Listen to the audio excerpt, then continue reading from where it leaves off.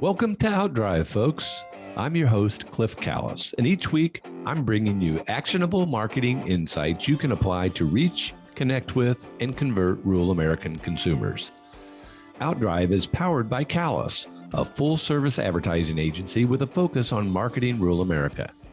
Callis offers a wide range of integrated marketing services, including website development, search engine marketing, social media, video, and digital. We develop strategic and creative campaigns to build your brand and your business, and you can learn more about us at ecallis.com. Now join me in the front seat as we head out on the road to success. Let's go. Hey folks, welcome to Outdrive. We've got another great story to share with you today about life and work in rural America. Over the past few years, it's become faster, better, and easier to collect data on practically anything. Technology tools, and especially artificial intelligence, are driving this capability, and I don't see it slowing down anytime soon. But as more and more data is collected, the question becomes, what do you do with it? Many companies just don't have the resources to collect it, manage it, analyze it, or develop strategy from it. But thankfully, there are people and companies who do. And sometimes those companies are doing amazing and really fascinating things with the data, helping their customers make real-time decisions that affect the lives of the people they serve. And that brings us to our guest today. Jim Barker is the Chief Revenue Officer at unearth, a real-time data visualization and data streaming platform. In his role at unearth, Jim brings over 25 years of experience in the technology and communication space to the table. Listen in as we discuss big data, automation, and analytics and what you can do with it. We'll also take a look at where technology is heading and the role that AI will play going forward. I think you'll be intrigued and fascinated by what you hear today. Welcome to Outdrive, Jim. Thanks, Cliff. Glad to be here. Thanks for having me. I'm glad you're here as well. I've been excited to visit with you, get to know you a little bit. You know, data and everything that's associated with data today is becoming more and more important in our business. And so I want to get into that and talk about the implications of, big data and more data. But I also want to talk about your organization and the platform that you guys have built for customers. And then I know you grew up in rural Texas, so I want to talk about growing up in rural America a little bit, and then part of a launch of a marketing agency. So I think we have a lot to talk about. But let's start with having you tell our audience a little bit about yourself. Yeah, absolutely. You mentioned I grew up in rural America. I did. I grew up in a small town of about 4,000 people in central Texas, and near and dear to my heart, I actually live in the Dallas area now. Still have a brother and sister that live out there, and in their mind, I'm the city folk now because I moved to the Dallas. My wife and I actually own a house out there. We bought my mom's house when she passed, and so we go back and forth out there. In fact, we were just out there yesterday. A very strong love for it. My wife and I met in that small town. Actually went to high school together. So anyway, just a fun experience for me. Grew up in that town, went to college kind of in between that town and Dallas. The town is Coleman, Texas, and went to college in Stephenville, Texas, in between that and Dallas-Fort Worth. I say I kind of moved up. I went from 4,000 person town to 20,000 before I finally ended up in Dallas. So I've now been in Dallas for about 30 years. So anyway, it's been fun. I've spent most of my professional career. My wife and I have been married for 30 years. We got 3 daughters and all of that, and just love the family life. My brother and sister, as I mentioned, are still out there, and most nieces and nephews are out there. So we go back and forth quite a bit. But really, most of my professional life I've spent in sales and marketing capacities in some form or fashion, and really in kind of corporate America. And then I've had a couple of ventures myself that I was fortunate enough to kind of get off the ground and had a lot of fun with that. But I love the engagement of how to find and identify new clients and, work through challenges that they face to get them to where they want to go. So that's a little bit about me. Well, I think we have a lot in common. I launched our business about 37 years ago. And, when you launch a new business, you do a little bit of everything to get it going. But I've always migrated towards the same role that you have, which is business development, client relations. You can call it sales. We call it marketing. And I know we have the same disc profile, but I think that really lends itself to driving results, which means hopefully satisfied customers and a lot of business and a lot of growth. I know that much of your experience has been in the technology and communication space. And of course, that's where you sort of are today. But, we've seen some big changes over the years. I just think about the start of the internet. right? And then I think about domain names and websites, and then this thing called digital marketing. And it just keeps going that way. But what do you think are a couple of maybe the most impactful changes you've seen in your career from a technology point of view? Yeah, it's a great question. And just thinking back through what you were saying, I was thinking, I think I took two computer classes in college. So I never grew up thinking I was going to get into technology, just happenstance got into it right out of college. I think probably if you look back and say, okay, what have we seen? I graduated college in 95. So here we are almost 30 years later. I would say the things that we've seen that have been very impactful. One, I would definitely think that the cloud, a lot of applications migrating to the cloud. I think about the day when I first got into business and really came in at kind of a sales capacity, using things that were really localized on computer at that point, and thinking about the contact management systems of the days now being CRM systems that you can spin up for as little as $25 a month. And, back in the day, going out and buying one of those programs was $1,500 plus. And so, that's a lot has changed there. It's also made things not only from a cost perspective, but readily available so that you could sign up and get started on them quickly. I happen to spend a decent amount of my time in the technology space around telecom, where a lot of it was around communications. And even today, if you look at like traditional, what used to be phone systems that people would pay expensive amounts for, I happen to be in that market for a while. And I look at it today and go, wow, what's evolved into a place where now you can contact some of these providers and have a phone set up on your desk. And for $50 a month, you got a phone and an internet line and able to dial out and all those things. And back in those days, if someone would have told me that was going to be possible, I'd have probably just thought they were crazy. So I think cloud migration has been a big one. I think that's definitely been big. I'm going to naturally say, just because of the business I'm in, is data, the ability to leverage data in a different way.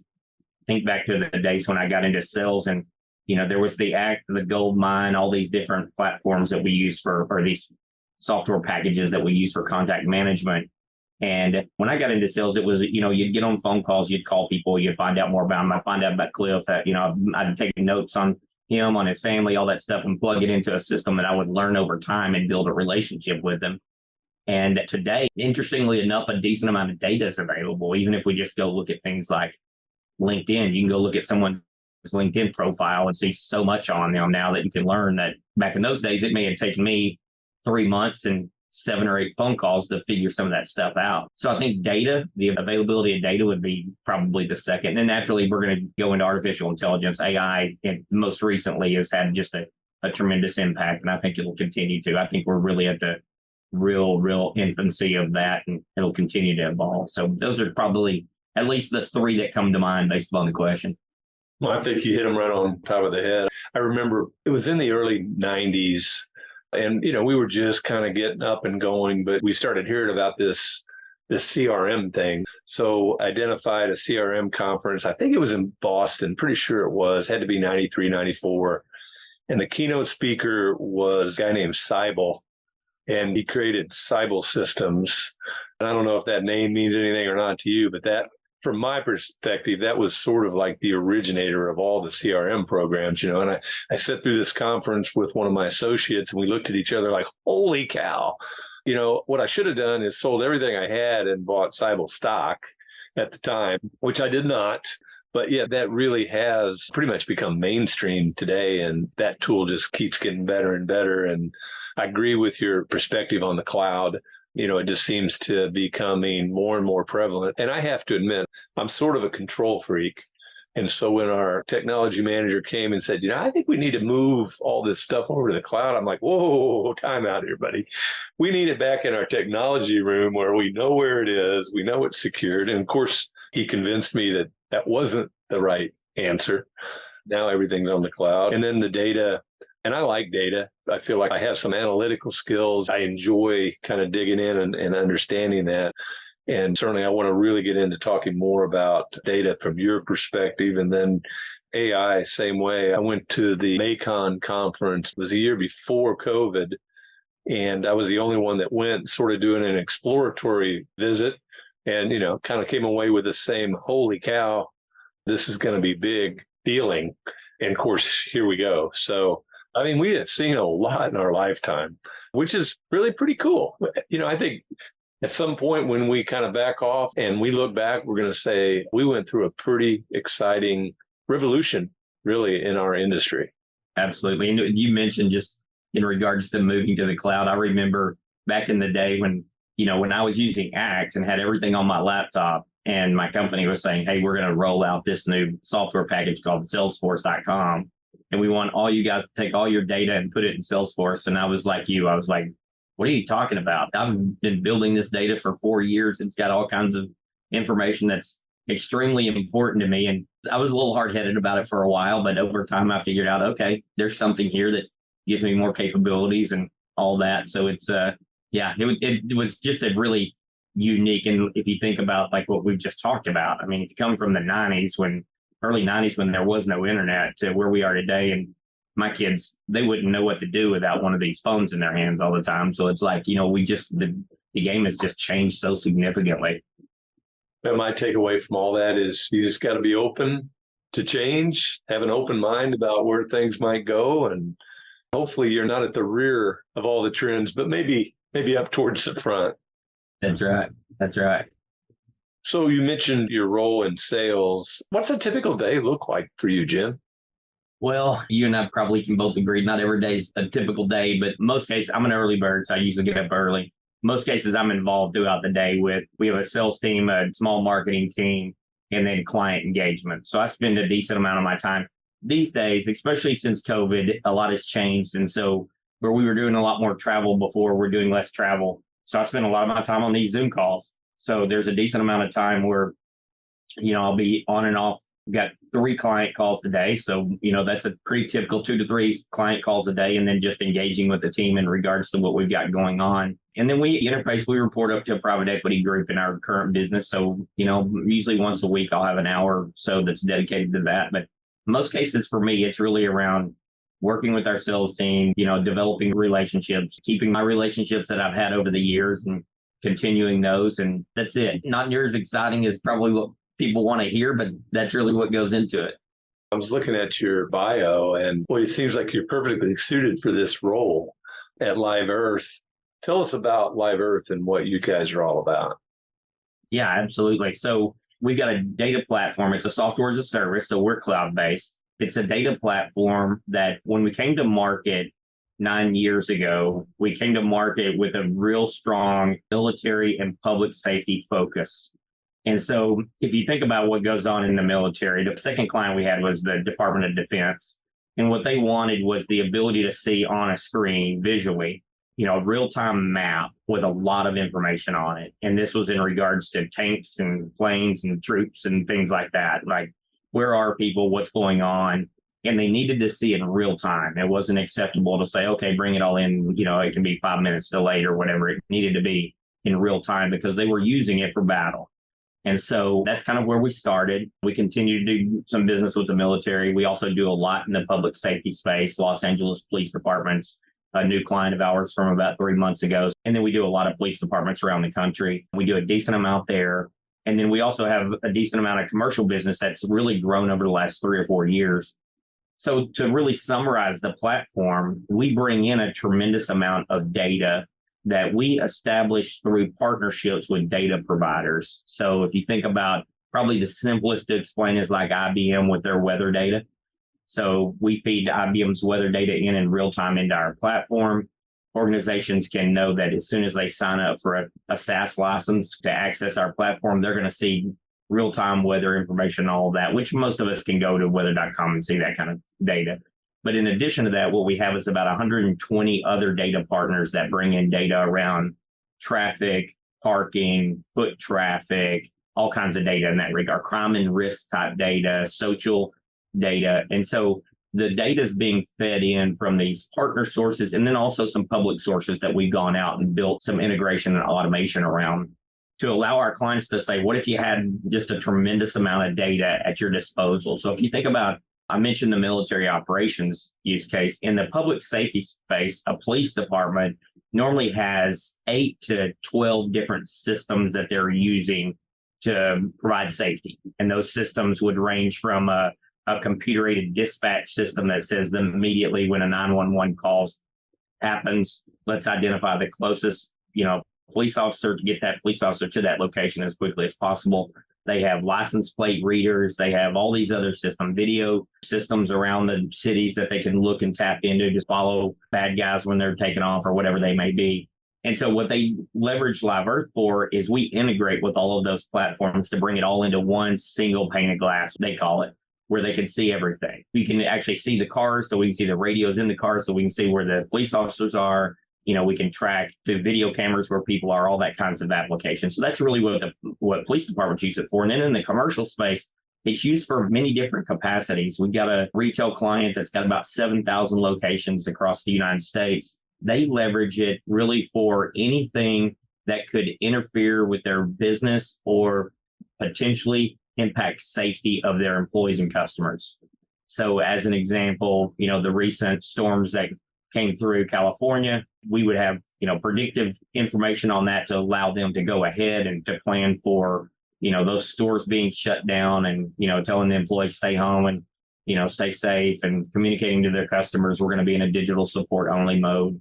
That also applies to California for fires that pop up, pretty consistently throughout the year. They get notification when they're within a certain radius. So since everything within our platform is time-based and location-based, we can set pretty advanced rules around things that says if a fire pops up within a 10-mile radius of a retail store, let's send an alert to store manager, to crisis management, to whoever else needs that notification so that they can be aware and they can go to safety mode, if that makes sense. Oh, it makes a lot of sense. And it's fascinating. I mean, some of the examples that you shared with us is just kind of blows your mind.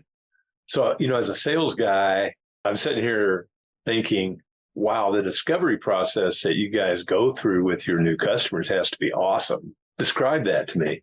Oh, it's fascinating. I learned so much in going through it, just in regards to, what people are dealing with, things that you really don't think about. And even with that simple use case, I would never have thought too much. It's like, okay, there's something happens. Sure, it's a retail location. They've got to act accordingly. But, some of these things happen quickly. So since we're bringing in like social feeds, of course, there's probably still some of it going on. But back when we went through that time here a few years ago where there were so many protests popping up, and, those things not only had impact on the physical assets of a store, but they also had a lot of impact on the safety of the employees of the stores and things of that nature. So just thinking through some of that and going through what those people have to go through and the processes they're dealing with. We've actually got one of our integration partners does gunshot detection, if you can believe it. It's a totally fascinating technology, but it has the technology to recognize gunshots, not from someone calling in and reporting it, but hearing it and understanding the difference between that and a car or a motorcycle backfiring. It has the ability to detect those things. And so if you just think about, in a retail environment, if there's a gunshot within a few hundred yards of that facility, they immediately want to go into action. And look, this also applies to, as we know, in the education space, schools and things of that nature becomes very important. And we've got some in the education space as clients as well around just early detection on those things. It's always an interesting discovery. Actually, it's really cool for me because it's really strong purpose. You feel like, okay, now you're actually impacting the safety where, I've been in sales for years. And so it's fun to go out and bring on a new client and see the revenue that you help them grow the business, all that kind of stuff. And that's all great, but there's another element to it. And that element is the people aspect. And so I get to recognize more of like, hey, this is the things that we're doing are actually helping, protect the safety of people throughout this process, if that makes sense. Well, it does. It does. And I love that discovery process too. I think looking back over the years, I think the thing that I enjoy the most is getting to learn new businesses, their nuances, their customers, understand their products and services and everything that goes into, from our perspective, helping them market and sell those products.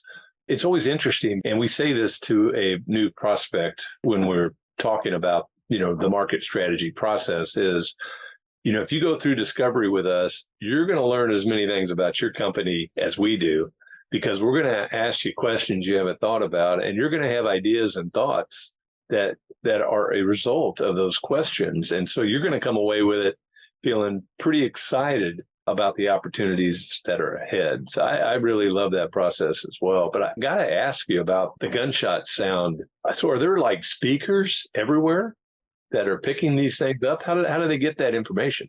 Wonderful question. It is actually detection. They basically go set up across the United States. They're primarily U.S. based today, some international, but not as much. And in fact, I think most of the international is like Canada right now. But the company basically sets up infrastructure, and I'm in Dallas, Fort Worth. So there's a percentage of Dallas, Fort Worth that's covered right now that they're continuing to grow. But if our clients have, retail locations within those environments, we say, hey, here's the coverage map for gunshot detection. And it basically, through the technology that they've built, that audible detection, they can identify what's a gunshot and what's not. And like literally, if a gunshot goes off, and if one were to go off right now close to one of our retailers in those environments, at least one person, and likely several, would get a text message immediately that we would detect it within usually seconds. We immediately send out a text message, so all of a sudden it says, gunshot in your area, and a link to Live Earth for them to click into to see where it was. So I live in an area where we had a situation here about a year and a half ago at a church close by, and it would give me the location on the map. So I could actually see, okay, here I am, and there it is. Okay, I'm 2 miles away, or I'm 6 miles away, or, oh my gosh, I'm less than a mile away. I need to go into some type of action. So it's an interesting technology. You touched on something, Cliff, about the discovery. And, I really believe it's kind of like a good and bad when you say, like, what have we seen that has really helped? Cloud technology, I think, has definitely helped. The thing that's probably hurt, I think, is in the software as a service space, the cloud space today, a lot of that discovery's gone away. I think too many organizations now that are selling are jumping to, it's get people on the phone and give them a demo of your product. And unfortunately, it's like a significant amount of value in that process is lost, because I always say, if we do that, we're basically putting the requirement on someone else to figure out how to use a tool that they didn't really want to use to begin with. They're trying to solve issues. And so what you're talking about there in that discovery area is near and dear to my heart. I tend to say that sales is, a lot of people think and use their head a lot in sales and not their heart enough. And if we would use our heart enough to say, look, my intent is to help Cliff win and grow, and if I truly accept that as a responsibility, I'm okay pacing at a pace that's a little bit slower to do a proper discovery to really understand. And in a lot of cases, like you said, you're going to ask questions they haven't thought through. Those aren't usually easy conversations. It's like, man, they don't have an answer for it. So, and I appreciate it when people come to me with something and they ask me some questions where I can't answer the question. It leads me to believe, well, is that an important question for me? Yeah, it is. Okay, I guess I need to figure out what the answer would be. And I don't know the answer today. And how would I go about if it pertains to, our business and growing our business. So yeah, what you said just in regards to the discovery process is so significant. And yet, unfortunately, there's a book out by a guy that Stephen Covey and them bought his business, but the guy's name's Mahan Kalza. And he talks about the dysfunctional selling practices that are created by buyers and sellers. And he says, it's sellers that are trying to go quick through a process to get a contract. It's also buyers that are trying to go quick through a process to check the boxes so they can figure out what vendor it is. And it's just dysfunctional. In most cases, you don't end up with really what you want unless you really go through a really good fluid process to understand, what you really need, if that makes sense. So I love what you said in regards to discovery. That's near and dear to me as well. Well, it makes me think about, the whole sales versus marketing approach. I mean, I've been seeing this Spectrum commercial the last, I don't know, few weeks, few days. I don't know, it's hard to tell, but, these two guys are sitting in this glass office and they're pitching their product, and the customer or prospective customer asks a question. So is that all it can do, or is that what it does? And it's obvious that all they're doing is selling, and they're not marketing. They're not asking the questions to determine whether it's even a viable product for them. And that's, we have a couple of people in our organization, and they say, well, I can't sell. And my response is, you don't have to sell. You go ask the questions. And if you ask the right questions and we have the right product or service for that potential customer, they're going to buy. The idea of going and just pushing a product because that's what you do, I'm not about that at all. It's great that you bring that up because I would say that some of the most successful salespeople that I've worked with, around, for me, whatever, have been people that are a lot more strategic in thought process, more marketing people, even like product or engineering type people than your traditional salespeople. I think unfortunately, some people in sales, I was very blessed because when I got started in sales, I guess my third year in, I had a really strong mentor that was just great at discovery and understanding how to facilitate the process of helping someone buy by really just asking questions that lead them to the answer. Some of those people that I just referenced in those different roles have been awesome salespeople, primarily because they're willing to walk through that process of understanding without trying to convince too soon. And in the marketing realm, it's almost no longer an option. I mean, you've got to get to the strategy. You have to think about, a customer journey, and where does it start? It starts at marketing. It's like, what's the brand? What's the messaging? It's got to start there because the first impression tells people so much. And it's like, that's got to start the process of communication of what they're going to experience the rest of the way. And then it's got to follow that process through. But it's so interesting that you say that because I totally agree. It's an interesting thought process around the strategy of marketing and sales. I hear a little bit of that marketing agency experience come out in that conversation. So you helped launch an agency back a few years ago, right? I did back in, this would be 2011.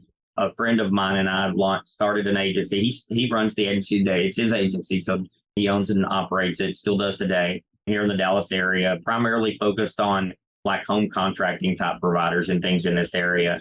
Interestingly enough, based on your business and experience, I'd mentioned growing up in a small town. I had an opportunity to help with that town. I had a couple of board members reach out to me that said on the Economic Development Corporation, they're in my hometown, reach out and say, hey, could you just help us? Could you come in and help us? And we had just a wonderful experience with those folks for a couple of years of just helping them kind of revitalize at the time. And this would have probably been 2013-ish. At the time, my hometown was decently lacking in business growth and not a whole lot of real opportunity there. And they were trying to revitalize it. And so we had just a great experience of helping them, get some of the things on. And it was the same thing. It's, you're walking in and you've dealt with this and dealing with economic development corporations where you walk in and now you've got a committee of people who are thinking and you have to facilitate a process with them and get them to a place of agreeing on a strategy. And I'm thankful to say today, and they're not a client, that was kind of an outlier for us. We worked with them for a couple of years and kind of got them to a place and they took off and hired somebody in and moved on and did a great job. That's kind of like an EDC manager now that goes out and markets that, but they've done a great job. That our little hometown is revitalized. We've got more businesses downtown than probably I remember since I was probably 10 years old. I'm 51 now. And that's probably, since I was probably 10 years old, it's probably more hype in our town now and so I just love that experience. But yes, I did. I worked with Mark for about 5 years and we had just a great time together. And look, he still does a great job and it's a good business. And look, there's so much need in the market today for help, primarily because things are changing at such a rapid rate, this, and facilitating that process to understand what's possible, helping people build a brand and keeping that brand relevant and active and, mirroring the message that they need to lead people through a process that ultimately ends with clients winning is important. Yeah, there's a lot of gratification in that from my perspective, really. Absolutely. You talked about change and the speed in which things are changing. What are some of the maybe trends or insights you're seeing right now in your industry? It goes back to AI, artificial intelligence. It's just, we've seen it with everything from Chat GPT launching last year to all of the different capabilities and the fear of it too, naturally the fear of, oh my gosh, what does this mean? And are people going to lose their jobs? What have you? And that's been the one that I think's had the most. We hardly have client conversations that AI is not brought up today. And our platform is AI driven. So we do a decent amount with artificial intelligence and machine learning within our platform. So that would be the area I would say is probably the most growth and disruptive right now. And also the fearful part, people are like, we don't all know what that means. What we know is that it's changing things quite a bit. We've got to understand what that means as we go. But it's like anything else. I say if used properly, as long as people are using things for the right reasons and their heart's in the right place and their head's in the right place, they usually end up with, finding ways to use tools that help them along the way. Absolutely.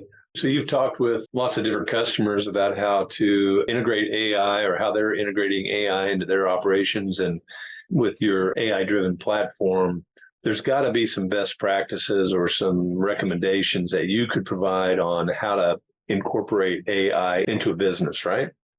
Yeah, I would say it's very similar to what I would recommend with in any environment, marketing, sales, or anything else. I always believe in split testing, test it where we've seen issues. And this is decently when clients come to us and they've gone through, you get this too. When clients come to you and they've gone through some major hurdles, sometimes it makes things simpler for you.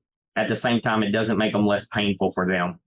And so when they've gone through a hurdle where they've just deployed something and said, this is going to be it, this is going to lead us in the next generation, and they just fallen on their face. A lot of it's been because it wasn't an iterative process. There were I'd say some super smart people, that put a lot of good, hard sweat, tears into building something, oftentimes without a lot of collaboration through the entire organization. And these bigger organizations, they just struggle. You think about retailer with 7,000 locations, there's 15 different departments that the people within those departments don't know people within other departments. And so sometimes those projects are done in a vacuum. And when launched, they impact a lot of different areas. I'll give you an example. We have one large bank, one of the top 5 banks in the country. They made some significant changes to their mobile app and went through tremendous testing. This was a project that probably went on for 18 months.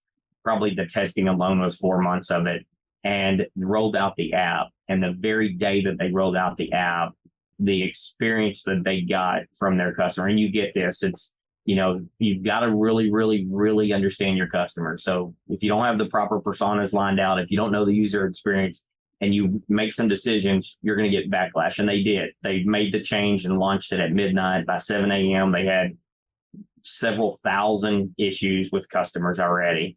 And it was a nightmare. They actually had to go to a rollback mode at about 9:30 a.m. that morning, and which was just, one thing, it's catastrophic because you put so much time and energy into launching something you think is going to be great. The other thing is catastrophic is you have thousands or maybe tens of thousands in their case, customers that have a bad experience through that process. And now you've just created something where everyone's just I probably have 3 or 4 apps myself that are my banking app, credit card, whatever else it might be on my phone. And anytime I have a hiccup that's interfering with what I'm doing, it's like, well, why do I have that? I need to use this thing anytime I want. I expect to use it 24 hours a day, 7 days a week. Now I have any hiccups with it.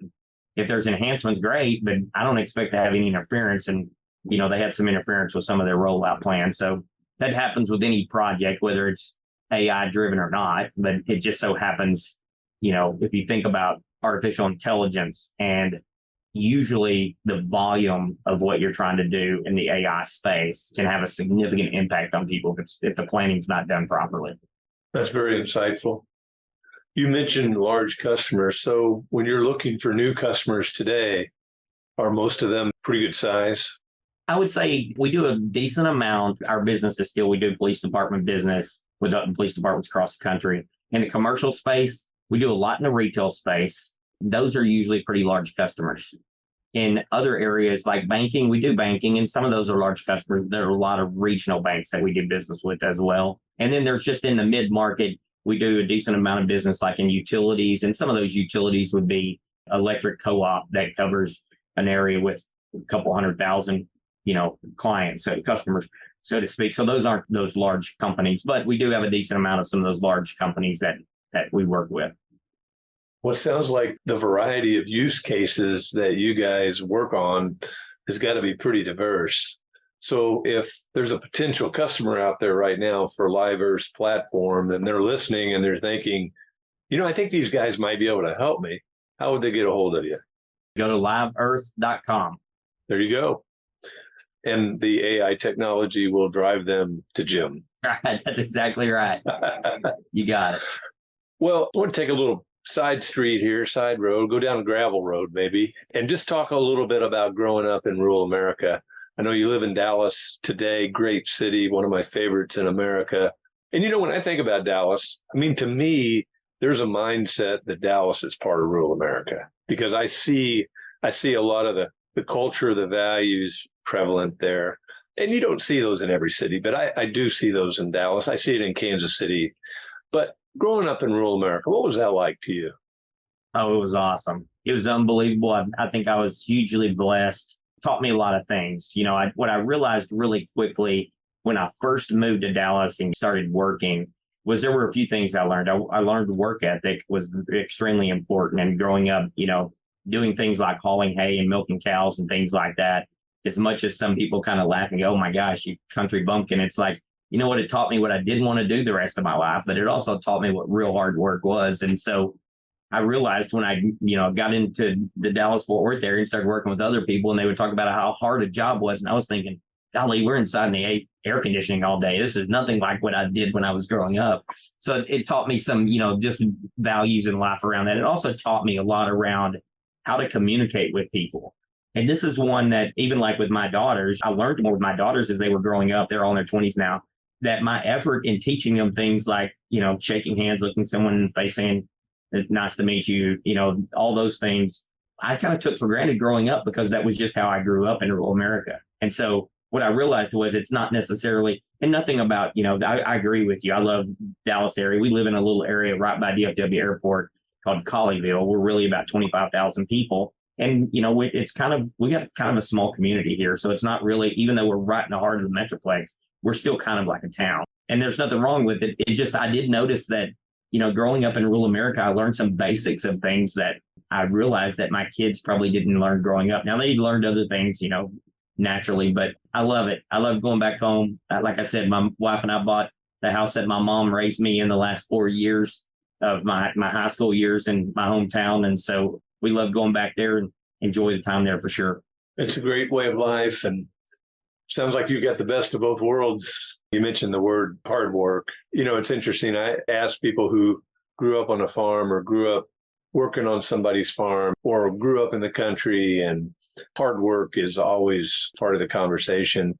And I really think it's a very important point because I found, in life and in business, it is hard. You got to work hard. You can be lucky all you want, but it doesn't replace hard work. It's really the number one driver for success in business today. And, honestly, I think it's getting harder. It's not getting any easier.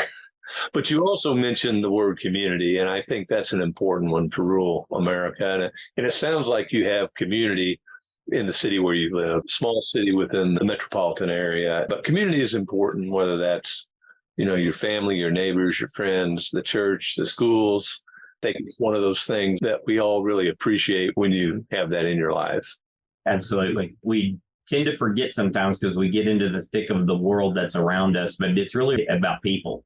Naturally, we've got to make a living in all of that, and that's part of it. But the reality is it's about people. And I've been blessed to have tremendous friends from my hometown and go back and we coordinate efforts. And dove season's coming up, and my friends we're all coordinating. All of us that kind of moved off are coordinating efforts to go back and, go dove hunting in September and all that. So it's just that community element of it just keeps us close to people. And look, I even say things like social media, whereas, some people looking when Facebook and all that stuff first came out, it allowed me to connect back with a bunch of my friends. So, if you looked at my Facebook connections, most of them are people that I'm from Coleman that I grew up with, and I get to stay in contact with and see them and their kids as they're growing up. And we coordinate efforts sometimes through messaging on there and all that. And so it's cool. It keeps us close, and that kind of bridges the gap between us actually seeing each other face to face. And, when we get back together in Coleman, but yeah, I love the community element and the people element of it. Yeah, it's pretty cool. Well, hey, Jim, I've really enjoyed visiting with you today and learning more about Live Earth. And, the platform and what you guys are doing is amazing. I'm very impressed, very impressed. What else would you like to share with our audience today that you think they might find interesting? You know what, Cliff? I think one of the things, even as we just end on the whole people aspect of it, and you deal with this, I'm sure, at some capacity. Some of it is around facilitating a process of building relationships in general.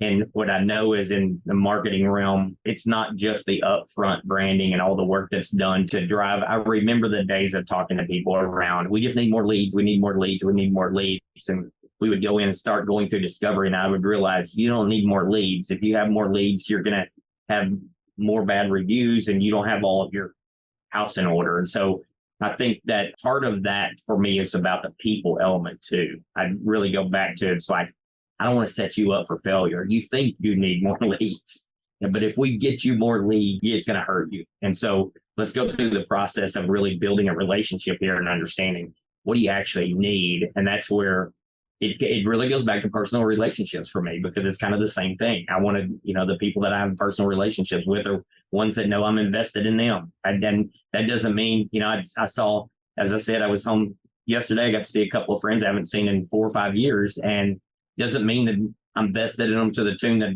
I'm investing things, but I'm investing friendship and conversation and those types of things into them being able to ask me questions about, hey, what would you do in this situation? One of them happens to be down in Houston, owns a little painting company. He just started like 2 years ago, and just picking my brain on some of that. And so anyway, I think in general, remember that everything that we do is really around, while we're here, is about around people around us and serving them and trying to help them do better. Most people want good for each other. If we can just stay focused on that, we end up getting good results most of the time. Very well said. Yeah, you can't have too many friends, can you? That's right. That's right. I hope I can count you as a new friend of mine. Absolutely, you can. Thank you for being with us. Thank you for having me. Folks, thanks for listening to Outdrive. I hope you've enjoyed our visit today with Jim Barker, Chief Revenue Officer at unearth. Come back again next week, and I'll take you down the roads of rural America, where it's heaven on earth. Thanks for taking a ride with us on Outdrive. This episode is complete, so head on over to ecallis.com for more insight you can apply to help drive your business growth. And be sure to sign up for our free monthly e-letter, Outthink, for even more helpful content about marketing to rural America. Have a great day and keep on driving.